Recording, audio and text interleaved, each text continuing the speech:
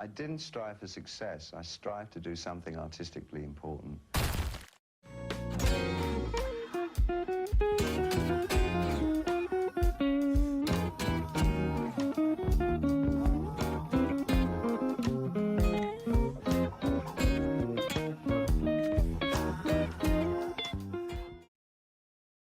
Hey everybody, we are back and we are continuing the episode.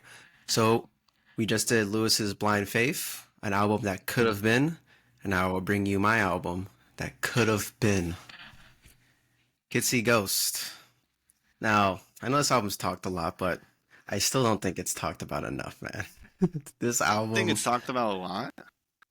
Well, I mean, this came out recently. I mean, recently in the grand scheme of this whole show, we always do Right. old albums, new albums, but 2018. And I remember when it came out, what's his name? Fantano gave it a 10, and he doesn't give out 10s, and so everyone's mind was blown, didn't get it. Mm-hmm. But this album, dude. So what was your impression of this album? My impression of this album is that it is perhaps one of the weirdest hip hop albums I've ever heard. That is for sure. Yeah. No, perhaps it's got a lot of stuff that I wouldn't necessarily call hip hop. There's a lot of influence from neo-psych. There's some stuff I felt that remind me of Animal Collective at times, actually. Yeah. There was times where it reminded me a lot of indie rock. Yeah. And even Cuddy Montage reminds me a lot of late era Nirvana. Well, Cuddy Montage has a sample of a Kurt Cobain song, specifically one of his solo tracks called "Burn the Rain." That's the guitar that you're hearing. Oh, okay, because like that tone, like you do not like it's really something. It's like so like late '90s. Like I'm like this Yeah. has to be like some like Alice in Chains demo or some bullshit. Yeah, You know? yeah. It is kind of like a Kurt demo. Okay, that makes a lot of sense for me. Yeah. Yeah, so this album, Kitsy Ghost, is a part of an era of Kanye. And the era, people refer to it as the Wyoming era, because in 2018, Kanye fled to Cody, Wyoming, just some random town in the middle of nowhere. That is in fact where the album cover of Eyez, it's literally a picture he took in Wyoming. Yeah. Of the mountains. And From what I understand, that picture was taken right before the listening party for that album. yeah. And like he Yes. like literally like he took a picture and he literally wrote that shit on an iPad going to the listening party. Yes, there's a lot of stuff that I cannot believe these albums, like Kanye just did it last second. Did you know Pusha Yeah. T's verse on the first song, Feel the Love, that was recorded within 6 to 8 hours of the album releasing. Dude, Yes. the fucking pressure. Jesus. And it's so good is the other part. But what happened was Kanye calls Pusha T and he's like, I need a verse. And Pusha T's like, okay, but I'm in Montreal right now. And Kanye's like, I need a verse. This thing's dropping in 6 to 8 hours. And Pusha's like, I'm in Canada. And he's like, don't worry. I got a studio booked over there. I'm coming. Anyways, I flew over there, got in the studio, Pusha T made a verse, and then that was that. It shows up it produces it, mixes it, gets it right onto the album before it I can't comes believe I out. called the last album Rush. In fact, all of these albums, there's 5 albums in the Wyoming era.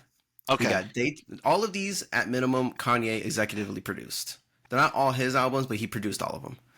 And Well, the first one is Executively or produced? executive executive produced. Like he's making the beats and the instrumentals, and he's producing it in the hip hop sense. Oh, okay. Because like in the executive producer that I understand is like it's someone that pays for it. Yeah. Yeah. Well, Okay. Yeah, I'm sure he also paid for it. I mean, at this point at Kanye's career, Yeah. he's like, Because this is Me and Me, good. Dark kid. Twisted No, Fantasy. this is good music, right? Like all of these albums are under the good music yeah, label. yeah, So they're technically stuff that he's paying for. yeah. Yeah. Okay. So it starts with Daytona by Pusha T, which is a banger. Then it's Ye, his album. Banger. Then it's Kitsy Ghost. Banger. And then it's KTSE by Tiana Taylor. Pretty And good. then it's Nazir by Nas. For the 5 Wyoming era albums. Right? All of these albums are 23 minutes long and 7 tracks. They're all the same, like mostly the same length, and they're all 7 tracks, and each song is, very, very brief, very succinct. Is Reborn the longest song on all of these albums? Oh, I don't know which one exactly is the longest, but it probably is. Like Reborn's like what, 5 minutes? Yeah, it's pretty long. It probably is. Yeah. Even for a Kanye song, like it's just. Yeah. I don't know. It And stood out for me like that. In fact, the sample that you hear in one of the Kitsy Ghost song where it's like, just do that and then let the music do its thing and it go back and do it. I mean, you only need 2.5 minutes for a good track and that's it. You know that sample? Yeah. Yeah, that sample is by Shirley Ann Lee. And he put that there because he's literally describing like his process. Right. Of, like what he's trying to do with these 5 albums. It's just short and sweet and succinct. And that is why this album is 23 minutes long. Although I wish it was longer. And okay, who's Shirley? Shirley Ann Lee is like a soul singer from the 60s that he's sampling. Ah, okay. All right, so we usually do this little game, me and Lewis, where I tell him, what do you think influenced this album? And then he tries to guess, and it's like a fun little game. So let's do that right now, but for Cudi. What do you think influenced Cudi when it comes to this album? I don't know. Cudi, all his work that I've listened to, because I've listened to Man on the Moon too, Man on the Moon too, and this one, and pretty much all of his music has guitars. For me, it's very clear that Cudi loves rock music. He loves that early 2000s sort of rock music, stuff that would appear alongside Arcade Fire or The Strokes or Arctic Monkeys, and at least to me, that seems to be what he brings a lot. Even on the feature on My Beautiful Dark Twisted Fantasy that he's on, like that track also contains like guitars in that style. Yeah. Outside of that, I'm not really too sure. It doesn't sound really soulful. Like, okay, like he's got a lot of soul in it, but it doesn't sound like it's traditional R&B. Yeah. So maybe some pop stuff from the early 2000s, but I'm not too sure. So I found a list of him just listing his favorite music. Okay. And let's go down the list. So we got Jimi Hendrix, Obviously. of course. The GOAT. And this album is like really psychedelic. Like yeah. Pink Floyd's The Wall. Specifically The Wall. I can see that because the guitar work that he uses a lot resembles specifically David Gilmour's The Wall. There's a song later on, I think, in Another Brick in the Wall Part 3. Yeah. Where it has the do do do do do do do do on guitar. Yeah. Like layers of guitar, right? That sound exactly like Man on the Moon. Yeah. Well, it's very like textural in a way. Right. But not in like an overwhelming way, like a shoegaze thing. It's just it's like not noisy. It's not noisy. It's distorted, but it still Yeah. feels like it's a small texture. Yeah, and it still fits in. It's still very harmonious with the whole song, and I feel like all of Kids See Ghost has that, and it's amazing. It's just like there's a lot of shit going on, but it's still very listenable, and it's still like really tight songs, and I think that's something that I look for so much in music is just like you can experiment and do a lot of crazy stuff, but at the end of the day, it's still a very listenable song. And to wrap it all up like that in like a nice little package is something this album does perfectly. All 7 songs. Mm. Yeah, Yeah, no fat on this but record. no fat on this record. That's what he wanted. No fat on this record on. Mm. But other influences, Electric Light Orchestra. There you go. Yeah, That makes I think a that's what lot you're of thinking sense. of. That's what you were thinking of, I think, when you were saying like the 2000s kind of indie popish. It's more like ELO. Ye- I think it's more like ELO. It's just like didn't imagine like he would be like listening to ELO. Yeah. Yeah, Yeah. And of course Nirvana. I mean, yeah, makes Kurt sense. Cobain sample. Got the rock, got grungy, it's emotional, you know. Yeah. And then for hip hop, he loves G Funk. A Okay. lot of a lot of Snoop Dogg, big influence, Eazy-E, Yeah. and NWA, stuff Mhm. like that. So so when it comes to this album, let's talk about Kanye. When it comes to this album, I can't find him talking about what influenced him for this. And me and Luce were talking about this in between that like his album was hard to talk about because there just wasn't a lot out there to even really talk about because it was such Mhm. a short-lived like note. But my album is hard to talk about because with Kanye, there's just so much stuff. There's just so much Yeah.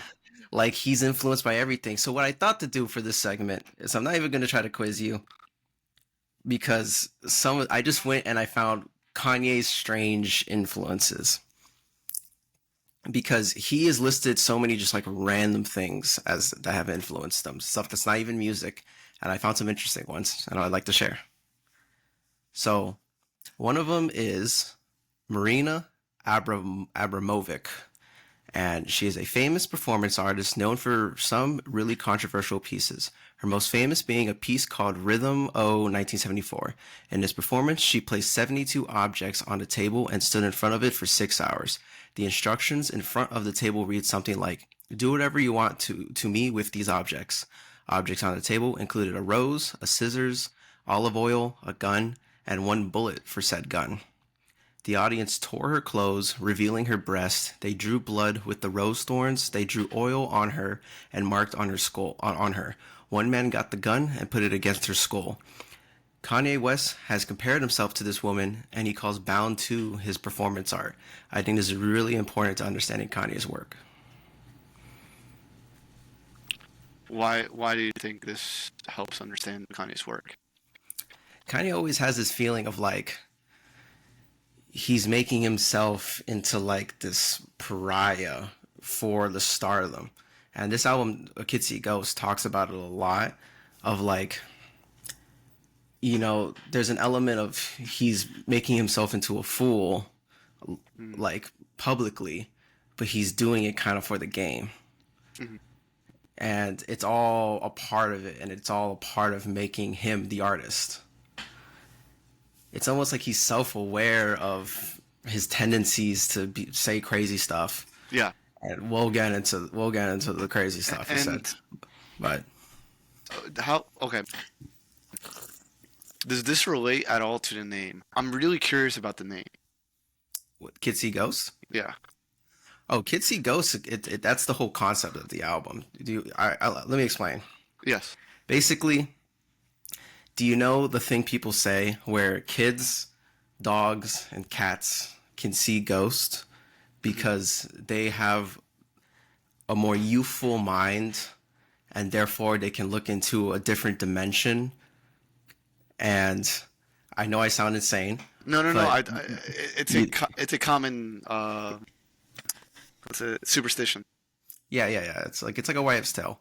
Yeah. But what Kanye and Kid Cudi are trying to say is that because they're kids, they have this youthful air to them that they can see into the fourth dimension. That's why there's a song called Fourth Dimension. Yeah. And this allows them to tap into some creative essence and speak on things intangible like a ghost. Mhm. And I love this concept because it's so unique. And I think it really taps into something me and you have talked about on the show, which is going into like a childlike mentality when producing art, Right. because it allows ideas to freely flow through you in a way, because that's what happens with kids. I mean, they mess around, they play with things, they're playful about Yeah. ideas, and that allows you to be really creative. Also, kids are just more imaginative Hmm. in general. So, but this concept can tie like webs and ties into so many other things. Like one, there's like an air of psychedelia to it, because you're peering into the fourth dimension, Right. and It's trippy. this album is pretty psychedelic, right? Yeah. But there's also an air of mental health advocation to this album that I really like. And that's really what this album is about in a lot of ways, because, Hmm. but okay, before this album was made, Kid Cudi had a very series of unfortunate events. He was going through depression, he was going through a very strong cocaine addiction, and he made an album called Speeding Bullet to Heaven. Yes. Have you heard Speeding Bullet to Heaven? I have heard Speeding Bullet to Heaven. This is the number one album that about that I point to as like cocaine will ruin a good artist, dude. Yeah. Like, go listen to Speeding Bullet to Heaven. Listen, if you're a Kid Cudi fan, if you haven't listened to Speeding Bullet to Heaven, I wouldn't recommend it. I want to be clear. I would never recommend that album, even to people who are not Kid Cudi fans. I wouldn't recommend that album. But it's just interesting to listen to, like, bro, like, if your mental state, your mental health is not there, like, it doesn't make you be a good, it makes you be a shit artist. Like, you'll do, like, really dumb decisions artistically. And that Yeah. is perfect example of that. Yep. And so Cudi, at that time when he wrote that album, was addicted to cocaine. He was having suicidal ideation. He was depressed, and he later would call that album a cry for help. I think there's an element of like he was in such a bad state. He thought that making an album can like he could turn those really bad emotions into something poetic, or like Yeah. it's like the Nietzschean thing of like the man in the darkest hour is when you're the most creative and the most ready to make Yeah. something unique of yourself, right? But you listen to Speeding Bullet to Heaven and it's just like spilled spaghetti. They're just trying to do so many things, and it's trying to like just none of it comes together. But one of the things it does try to do is it does try to incorporate a lot of rock into sort of the pop rap kind of thing, Right. which is what Kid Cudi does. So I like to think of this album, Kids See Ghost, as sort of retribution for Speeding Bullet to Heaven. I think it's Kid Cudi really trying to like, take what he was trying to do in Speeding Bullet to Heaven, but now that he is in a better mental state, make what it was supposed to be. And that's Kids See Ghost, because the rock elements on this album are phenomenal. Yeah. And it's something, just the guitar riffs, the Cudi montage, and it's something that I have been dying for more of. Lewis, I wanted to talk about this. There is not enough good blends of rock and hip hop, There's not. but the ones that do exist are phenomenal. And I'm gonna have to disagree with you there. whoa. I'm going to name you two examples, because I can only really name you two examples of good rock and hip hop, which is Okay. this album. Okay. And recommendation, if you like this album, Boy Anonymous by Paris, Texas. Yeah. That album. Okay, those is- two I agree are great albums. Yeah. But every other time I have seen rock and hip hop try to mix, there is a serious misunderstanding of one of the genres, and it Yes. just feels really forced. It feels really shoehorned, and I don't like it. Or it just feels corny and like okay when Yeah, you get linked- you rock gotta get- rock musicians do hip hop, it just feels really corny. Mhm. While when hip hop artists do rock music, it feels really boring for me. Yeah. And Like every Speeding Bullets in Heaven. yeah, like Speeding Bullet to Heaven is like definitely like it's super boring, and not just boring, it's annoying. Like it's like straight up like shut the fuck up, please. Yeah, Like and then for the other example of rock trying to do hip hop, you get Linkin Park. you get Linkin Park, you get It's just corny. Yeah. not to say that they're a bad album, but no, they're bad band, but uh, Rage Against the Machine. Like the hip hop sections, I'm like, it's a little corny because like it's just okay for me. Like a lot of rock artists when doing hip hop are thinking of hip hop's aggression, but the thing to understand is like hip hop's aggression has to be balanced with soulfulness. Like Yeah. Biggie can only pull off doing songs about killing motherfuckers because he's so soulful with it. He's like flavorful with it, you know? Like He's smooth with it. exactly. He's like, oh well, you know, he is a murderer of 20 motherfuckers, but like He's he's Big got Papa. soul. Exactly. And while hip hop artists when they do rock music, they're thinking is like, okay, they're still thinking like hip hop artists. I need a hook, I need melody, and they completely forget of all the other virtuosic aspects of rock music that make people gravitate. Like most of them don't have guitar solos, or they'll have like extremely lame, predictable ones. Yeah. Um, or like their hooks will be will like won't mix well with whatever riff is going on.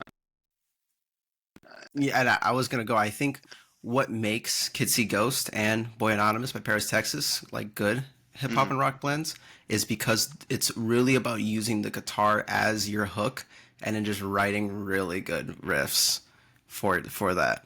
Yeah, Yeah, and I think that's where I think people are thinking too hard about it. When I'm saying this, I just want really good guitar riffs and then like just rapping over it, you know. And that's what both of these bands do. well, I don't even think they're like. I think what helps a lot, both of those projects is the fact that like they're rapping way less. They're Yeah, singing a lot, and they're singing hooks that could be either a pop hook, or a hip hop hook, or a rock hook, and it still works out. It's still fun. Like free, Kid Cudi montage, like those songs. Like you could technically take out the hip hop drums and put it in a real drummer, and it'll still work. yeah, Um, and and you don't have to. And the melody is there at the forefront. Like the amount of the song that is just rapping is like maybe like 1/4 of it. yeah. Yeah, And Cuddy's perfect for it because Cuddy loves to just do his hums, dude, his hymns, and just his sing. hums are so good. His hums heal my soul every time. I think, I think the hums are like the biggest polarization for if you're gonna like Cuddy, because some people just hear it and they're like, what is he doing? What are you doing? What are you saying, bro? It's either you're saying that or you're just like No, you're ascending. You're it's one or the other. So I also think this album is polarizing for some people because I've seen some people not like it because it's weird. It's yeah, very different. it is really weird. It's really different. There's nothing like it. Exactly. That's why it's so unique and so good. But going back into the mental health aspect of this, a lot of the lyrics are really like chanting and bringing them out. The sort of like this advocation of it's okay to be a little crazy. Yeah, I feel like the whole theme of the album is, you know what? I'm a little crazy, but it lets me see ghost. You know, it lets me tap into something. yeah, And it's sort of an affirmation of this. And I think this is one of the best like mental health messages I've heard in music. yeah. Like it's very affirming. And I've heard a lot of people who like this album talk about that aspect, that it helps them get through times of bad mental health because it helps them affirm themselves and be more confident about it and not, you know, not fall into like a pit of depression because you're not in a mentally well state and you just feel bad about yourself and your self-esteem is lowered and it just kind of downward spirals from there, you know. And this album is really affirming for that. Do you relate to that aspect? I don't relate because I've never really felt like I've had bad mental health, but I don't really feel like I need to relate because I could just see what it's doing and I just appreciate it. you Okay. know? And, Yeah. and how does that message does that message also fit in with the other Kanye album, Yay, as Yeah. well? Yeah. Okay. Although I don't think these two tie in super well, although there is a sequel. Ghost Town is a part two to the first Ghost Town. That's what connects the two for me. I'm like that's there's a reason why Ghost Town is number 4 on both, you know? Yeah. And Yeah, and I it gives this sense of like the yin and yang connection between the two. yeah. There's like I feel like you can almost connect all these albums. Well, specifically Daytona, Yay, and Kitsy Ghost as to like just one giant just like sequence of music, like one big album Mhm. in a way. Kanye Uh, was on to something, and it was definitely a coming to resolution of his mental health and putting that out into music during this not Daytona, Wyoming era. And I think that's why he goes to Wyoming. He goes to a completely isolated place, which is something he's done before. When he made Dark Twisted Fantasy, he went to Hawaii, an isolated place, and that's where he produced that album. do you think like that's necessary for his work? Is For like Kanye, for deep isolation? yes. Okay. Yes. Well, we could talk about Kanye. I mean, Kanye is like he should be one of those artists that is more isolated, who doesn't go out in public, because I feel like he works the best like that, Yeah. and he's just a little too crazy. Like the pop stardom is not good for him, but I feel like he's Yeah. like addicted to it. He's He, addicted to the spotlight. I mean, he wanted to be famous. Like, did you see the Kanye documentary on Netflix? No, but Genius. I do know what you're talking about. He Okay, always like felt like yeah, hindered. like from the get-go, like before he was signed, before anything, he was like, not only uh do do I think I should be famous, I need to be like I want to be famous. Yeah. And also it's really crazy seeing that documentary and seeing that Kanye's always been Kanye, like fame never changed him. Yeah. Like he's like playing and he's like going to Rockefeller Tower like on his own. He's playing like Jesus Walks. And honestly, it blows my mind that like he's playing stuff like as you hear it on the record for a college dropout and motherfuckers like, yeah, no, this really won't sell. Like we Well, gotta focus on yeah. this rapper I've never heard of before. Records, and like we'll let you know. Because at the time, his sort of soulful pop rap was seen as like soft. That was the time of hip hop where it was about gangsters, it was about being hard. And Kanye being this guy in a polo shirt making these songs about, going to college and the things girls do with their money and workout routines and stuff like that. Yeah, Very contemporary topics, was like, who are you, dude? yeah. And they didn't think he would sell. It's like you're supposed to be a gangster. You can't be going to college. The fuck you doing in college? But dude, that's the way gangsters make fun of each other. Like, dude, you went to college. It's like shut the Like, fuck up. You can't rap. You went to college. Fuck. They even had like an 8 mile in the 8 mile. It's like you went to a good school. Like that was like enough to destroy the best rapper there. yeah. But yeah, but honestly, that's Kanye being himself. Like you were saying, where he always wanted to be famous. His first album, the last song is literally like a 10-minute victory lap of the album Yeah, I mean, it's on the album, so he already victory lapped before it came out. yeah. When you think about it, He's winning. He's always been like winning, bro. he's winning, dude. But honestly, it's a big reason why I love Kanye, Yeah, because he has such a unique personality and he isn't afraid to show this personality just unapologetically in his lyrics. And it's like there's something he's just like he's kind of autistic, for lack of a better words. he's He's definitely like neurodivergent. People will have different theories for it, but like he's he's on. He's on something. He's on something, but he's also like an ignorant rock star and a Yeah. musical genius. And he just isn't afraid to say whatever the hell he wants on his albums. It's a big reason why I love Life of Pablo, because that's the one where his personality is the most like I'm literally like talking on the beat. Yeah, that's And why Life it's of Pablo is hilarious. my favorite. It's the most like I get the sense of who this guy is more than any other record. Yeah. And people I wanted will to hate bring up me. I'm some like, notable okay, it has lyrics. plenty of fluff, sure, but like, show me a record that sounds like Life of Pablo.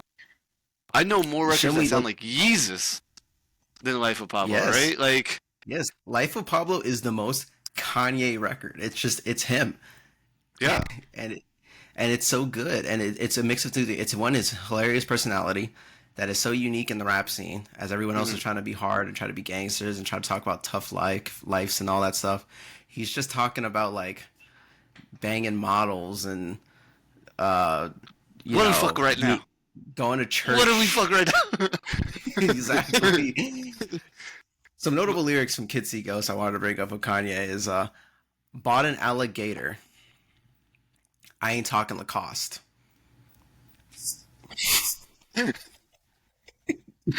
He bought a real So good. alligator. She said, I'm in the wrong hole. I am. I said I'm lost.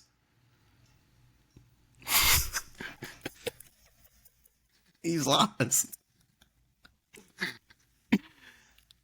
I like breakfast in bed, but I love breakfast and head.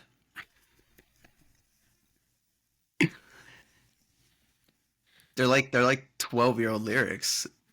They're honestly like the first thing that came to mind. Is like, fuck it, bro. And it goes into that like childlike element. Like they are kids. Like the first song is Kanye doing like gun sounds. Like he just doesn't like that. That's what went hard in the moment for him right now. I mean, Pusha T's verses is crazy hard. Daytona is so good. I listen. Okay, for uh, those listening, I listened to Pusha T for the first time this week. No, Yeah. while doing the research for this, so the last 2 weeks, and he has become easily one of my favorite rappers of all time. Like his wordplay is like, holy shit, bro. Daytona is fantastic. There was the other one after Daytona. It's Almost Dry. Was the lyrics on that. Wow. Yeah. Yeah. I wish. Not only do I wish for more Kid See Ghost, I wish for more Pusha T with Kid See Ghost. Like I that would have mean, been fantastic concoction. Pusha T on Dark Twisted Fantasy, which is where he really like came to light. Which Insane. song? Man, I gotta look it up. Okay. Do your thing. But while you're doing that, listen to So Daytona appalled. if you haven't. If you know, you know. So appalled. Yeah, actually. Yeah. Yeah. Fantastic verse. I know exactly which one you're talking about now. Yeah. Yeah. And this album was great. Have you listened to the Nas record from the Oklahoma sessions? I only listened to it from the Wyoming sessions. I only listened to it whenever it came out. Wyoming. I think all 5 of these records are really good, just if you like Kanye's production. Oh, Kanye's So the production Nas is great. The Nas Yeah. one is really good. One thing I noticed about this whole series is that Kanye is on all of these albums, but he's really, really more in a role of he takes someone else, whether it's Pusha T, whether it's Kid Cudi, whether it's Nas, Mhm. and he's trying to do their thing. Mhm. These albums. I mean, Ye is a Kanye album, but like these other albums, it's not. They're not really. I really feel like Kid See Ghost is more of a Cudi album It is. that Kanye is producing on. And he's trying to like bring them to light. He's trying to like, do a musical molding right here and try to like make whatever he feels like is them at their best. Yeah, very like I am a conduit for the music. More Yes. than like this is actually Kanye's most like music serving. and Yes. I really appreciate that because yeah. And it goes into like,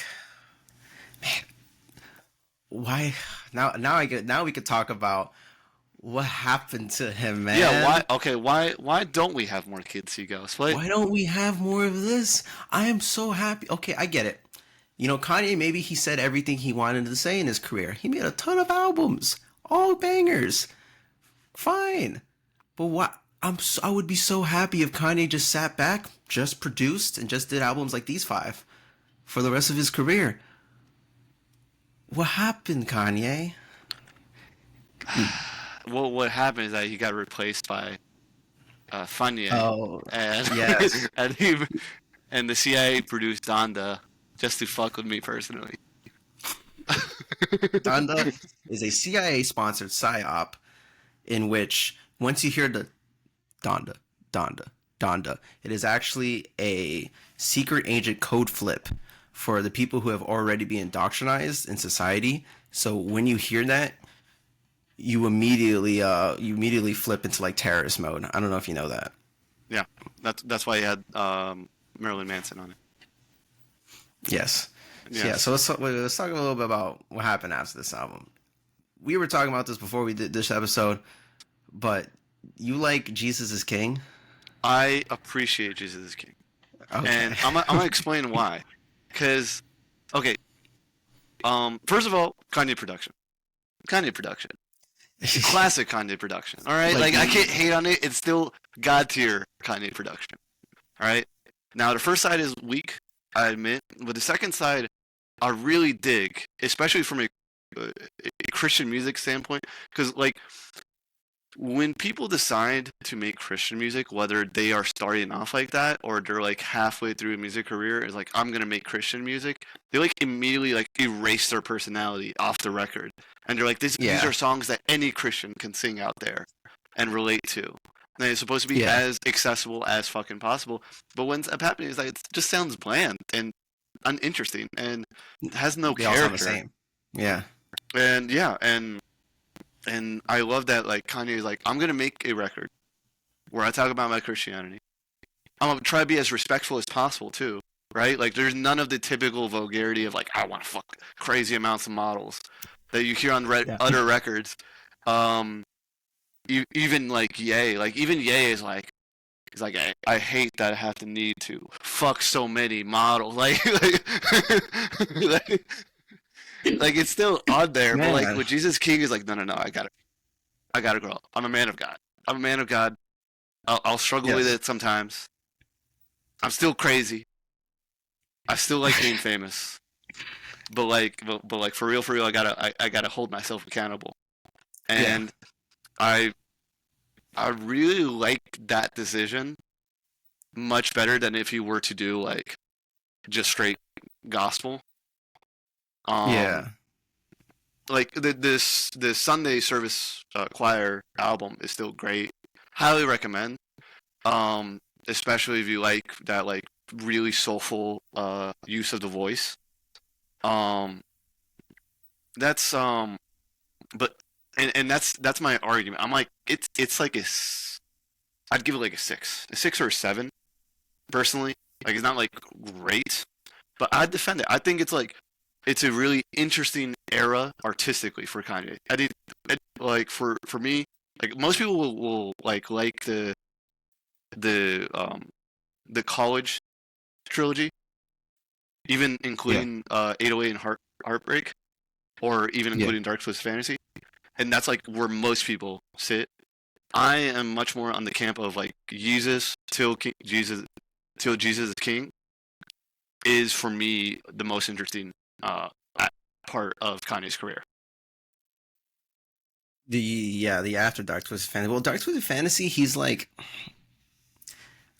it's a Kanye album, but it doesn't really feel from what we've seen after him. It doesn't feel like the most Kanye album. I feel like he was really trying to tap into some like pop element that sort of separated it from being himself, as compared to Yeezus and Life of Pablo. It feels like a good music album, not so much a Kanye album. Yes. Like it's more like look at all the people I can collab with. and create stuff with. And every track reflects that. As you're saying, like, where he's like, fuck what I'm doing. I'm gonna listen to you guys and go with that. So like the song featuring Kid Cudi sounds like a Kid Cudi song, not a Kanye song. The song with Jay-Z sounds like a Jay-Z song. It doesn't sound like a Kanye song. And so like, yeah, Beautiful Dark Twisted Fantasy fits kind of oddly in that, you know? Yeah. But then after, I feel like Yeezus is when he's like, I'm gonna make sure I feel like that's when he found his identity in songwriting and like production. Yeah. And I feel like even though like Kids See Ghosts and Daytona, these aren't Kanye albums, like it's 100% him. He's there. Like I know it's much more him than Beautiful Dark Twisted Fantasy. Yeah, I can hear one of his beats and I'm like, that's a Kanye beat. I know exactly that's a Kanye beat. Yeah. Immediately.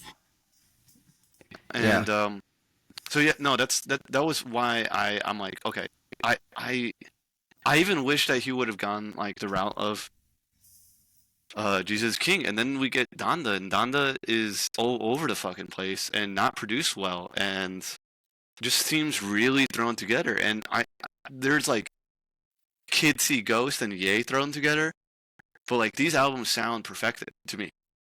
Like the sound quality all throughout the album is exactly the same. Yep. All like there's no fat. There's no like, why is this section going on way longer than it should? There's or what the fuck were those lyrics about? Moments. It feels very purposeful, even if it is a little like spastic. It's spastic in the sense of like, because it's supposed to represent his feeling of the bipolarness, right? Yeah. And Kids See Ghosts is supposed to get that trippiness feel. Daytona is just supposed to be banger after banger after banger. It's hard. Yeah. But Donda is not good, and I don't even want to listen to Vultures. And I know that we lost the Kanye that we all know and love, because Kanye would have never done The Record 2. He would have never done that shit. The second Kids See Ghosts would have not been Kids See Ghosts 2.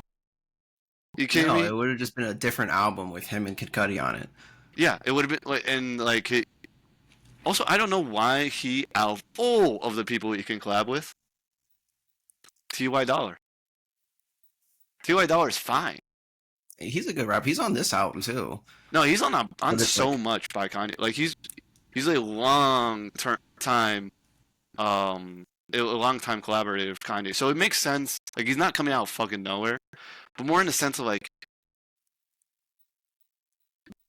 you collabed with Jay-Z and Kid Cudi with T.Y. Dollar Sign?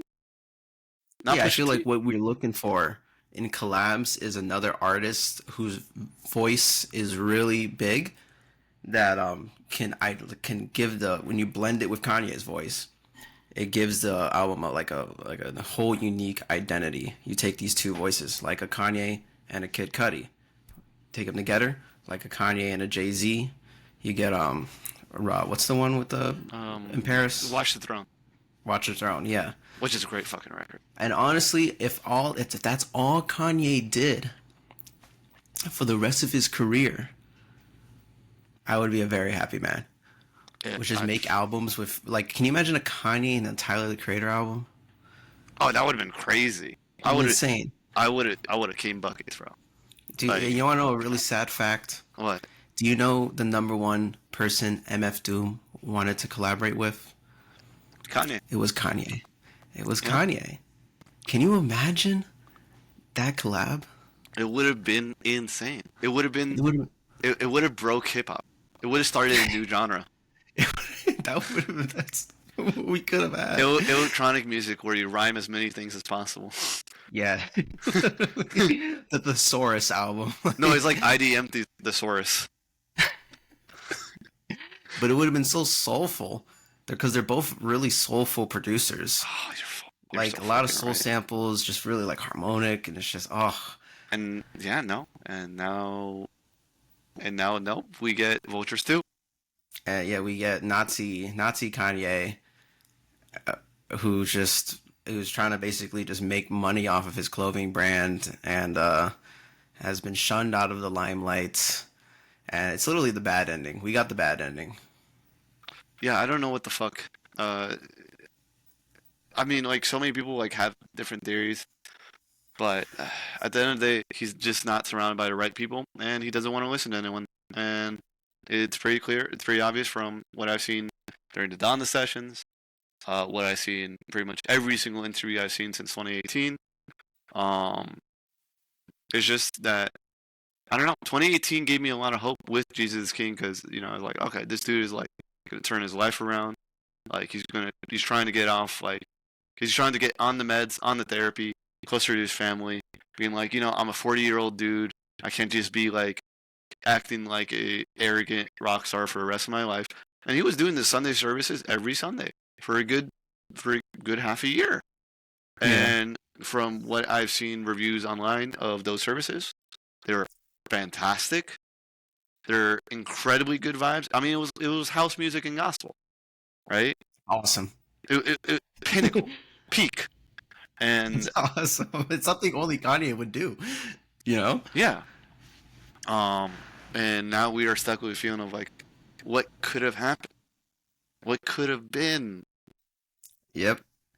And that is the theme of this episode. Yes. So, if you like this album, I have some recommendations for you. It's actually kind of hard to find ones because it's just such a weird, unique album. So, I'm going to stretch a little bit with these recommendations. If you like pop rap, you've probably heard this, but definitely listen to Saturation by Brockhampton. The whole trilogy, but if I had to pick one that's like closest to this album, Saturation 3 is where they're like the most experimental and the most like different from hip hop while still being hip hop. Mhm. So that one. I said it before, but Girl Anonymous by Paris, Texas, if you like the rock aspects of this. I really feel like these are the only two albums that have done hip hop and rock blended well. In a way that's palatable and like really good. Like it shows how it could be something really good. And also, if you guys know any other hip hop rock blends that are good, put them in the comments, please. I am begging. I'm begging for more. There's two albums I'm gonna want to throw into that pile, and also I forgot to mention all the albums I want to recommend for Blind Faith. But the two albums is, one is Kid Cudi, Man on the Moon. Yeah. If you haven't listened to that, go listen to it. All right, like if you like Kid Cudi's album, like influence on this record, like if you're a Kanye fan, you listen to this, you're like, wow, I like the humming. If that shit makes you transcendent, do this. yeah, like please listen to Man on the Moon and let it ride. The beginning of it is a little cheesy, but towards like as it goes on, it's one of those records that like gets better with every song. Yeah. And there was a holy shit. Am I gonna be able to find it? Fuck.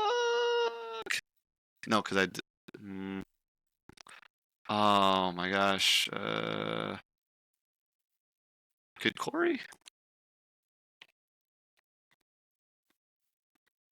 So while he's looking for that, I'll name another one. If you like the psychedelic experimental aspect, I would recommend Injury Reserves by the time I get to Phoenix.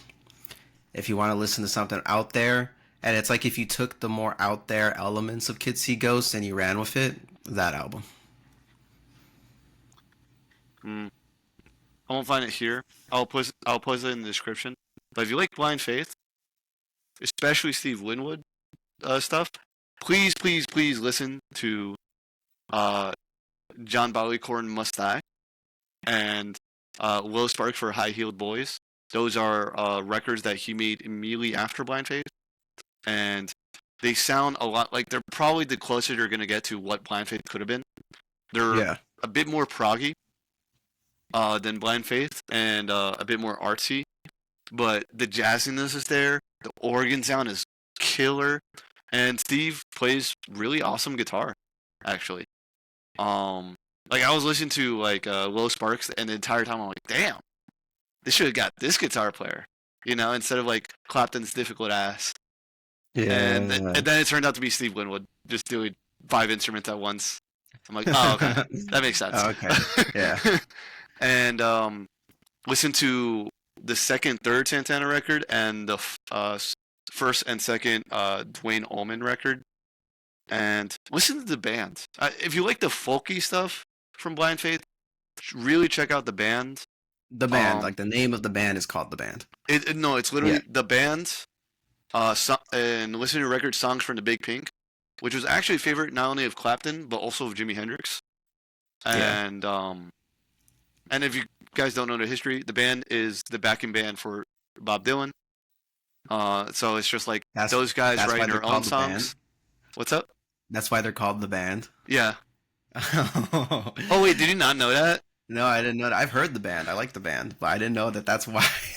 Yeah, if you want folksy sad boy shit without the hey sort of sound. What's so long? I've sat around. Hello.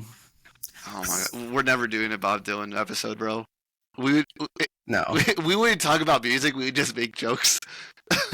We just make impersonations the entire fucking review. We're doing an entire episode where I dress up as Bob Dylan and do a Bob Dylan impression. And you, what would you dress up and do an impression of? Oh, fuck. Ooh, Robert Fripp. I just I can't do it. I laugh way too much. Yeah. Yeah. Anything about Kids See Ghosts? Any closing statements? Man, what the fuck? This could have been this. Okay, I get the no fat, but it feels super short. It feels like an EP, dude. I've heard the biggest complaint of this album, which is kind of a good complaint, and I've had this about other albums, is that it's 23 minutes long. Like, people are like, 9 out of 10, it's too short. And I was thinking, like, is this a complaint? Because, like... It's like, I wish I had more. Okay, yeah. I'm gonna tell you why it's a legitimate complaint. It's a legitimate complaint because it's too short, not because it's 23 minutes, but because it feels... like it just ends. Yeah. Like it just cut. Like it just stops. Well, Cutting Montage is a good last song. It's just like I don't think it's like just the order of the music in general. Just like I feel like I feel like it's like beginning the album and then it rushes to the climax and then you're like, oh wait, hold up, we weren't going to develop this at all. Yeah, I had moments listening to this album where I put it on Spotify, I put my earplugs in, and I'm like at the gym, and then Cutting Montage ends, and I'm like, and then it plays like another song, like Spotify plays another song of a different album, and I'm like, whoa, oh wait, it's over? Like I forgot that the album was over. Yeah, it doesn't feel like the album it ends. In fact, and the reason why I say that's a real complaint is because I don't feel that same way about Ye. I feel like Ye is a very, like, it wraps up really nicely. It feels like it has a nice beginning, middle, end, you know? Yeah. And without it being, like, a whole grand finale, sort of, like, you know, triple part or whatever the fuck, like, it's just like, this is a nice, you know, classic Kanye closer that's, like, super jazzy. And but, like, this one is, like, ends, and even more so because it's like a Kid Cudi ending. Like Kid Cudi usually has like epic finales. Yeah. So, like it just feels because of that. I thought, I wanted to ask you like if there was like beef between Kanye and Cudi, because that's what I thought. I'm like, oh, they just got into a fight at the studio. Stop recording. This is all we get, you know? Nope. They're good friends. But exactly. They beefed a little bit before this album was made. That's why some people were surprised they made this album, because Cudi loves talking shit on Twitter, and he talked shit about Kanye on Twitter like earlier, like during the Speeding Bullet Happen days. But they made amends and they made this album. It wasn't that. It was just that was what the vibe was of these 5 Wyoming albums, was 7 tracks, 25-ish minutes, right? And. You know, the reason why I don't see it being too short as like a legitimate complaint is because I argue Well, just make a second one, and then whatever tracks you wanted on the first one, just put it in the second one. Well, Nick, that would be You know. really great, but we don't have a Kids See Ghost 2 now, do we? We don't. So there we go. And now I'm left on the cliffhanger for the rest of my life. Not even a cliffhanger, bro. Like, it's just like,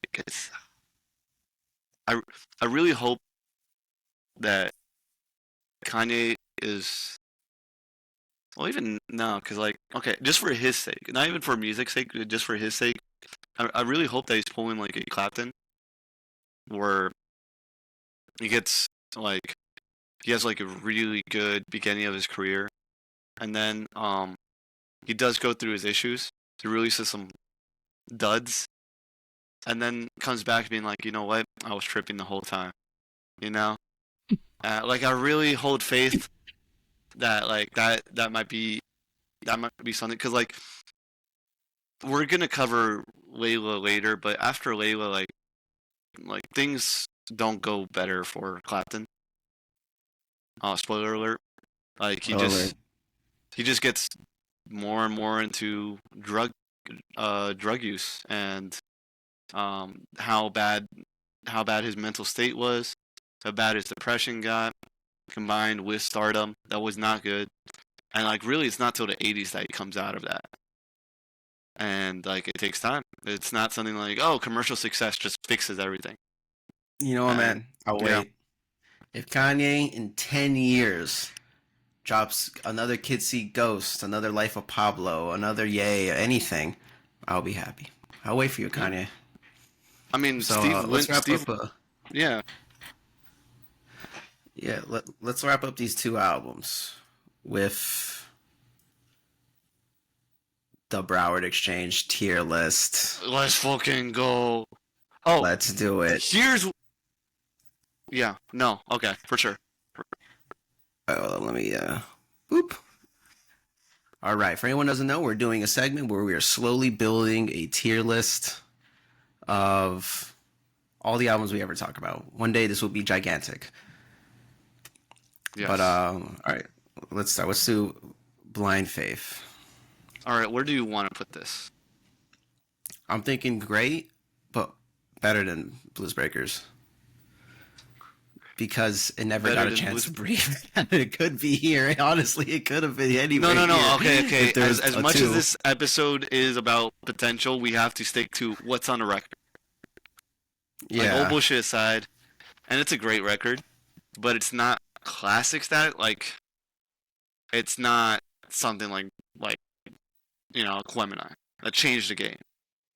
You know? Yeah. This could have potentially changed the game. Had it had the right management and the right, like, future, it could have changed the game, but, like, it just, like, was a shot in the dark. So I'm gonna give it a great. I think great, but better than Blues Breakers, I would say. Yeah. Now, Kids See Ghost. I think this is Pearl rotation. This is really good. Like, it's something that I listen to. Well, I listen to Kanye, that era that I talked about, just regularly. Man, I'm just saying like this. If my Spotify is playing this, putting this on for me, it's telling me something about me. And that is in the perma rotation. You might have bipolar.